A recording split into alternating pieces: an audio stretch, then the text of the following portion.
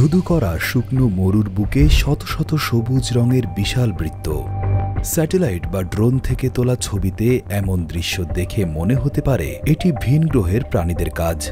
মনে হতে পারে অচেনা জগতের কেউ মরুভূমির বুকে যেন সবুজ রঙের বিশাল বিশাল চাকার নকশা এঁকে দিয়েছে।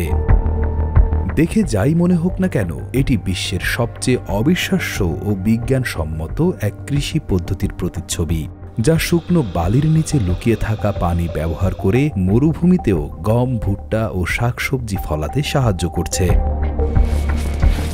একটি বিশেষ স্বয়ংক্রিয় পদ্ধতিতে সেই পানি পুরো জমিতে ঘুরিয়ে ঘুরিয়ে দেওয়ার ফলেই এই অদ্ভুত এবং সুন্দর বৃত্তাকার ক্ষেতগুলো সৃষ্টি হয়। এই সেচ পদ্ধতির নাম হল সেন্টার পিভট ইরিগেশন।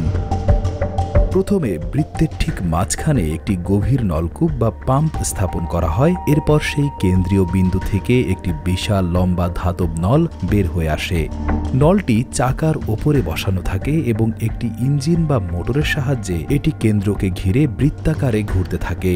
নলের সাথে লাগানো ফোয়ারাগুলো জমির ওপর নিয়মিত পানি ছেটাতে থাকে।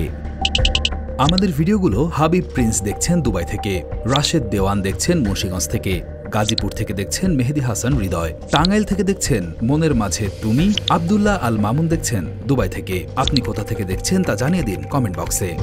এই পদ্ধতি পুরাতন সেচ পদ্ধতির চেয়ে অনেক কম পানি ব্যবহার করে এবং অত্যন্ত শুষ্ক অঞ্চলেও ফসল উৎপাদনের জন্য আদর্শ।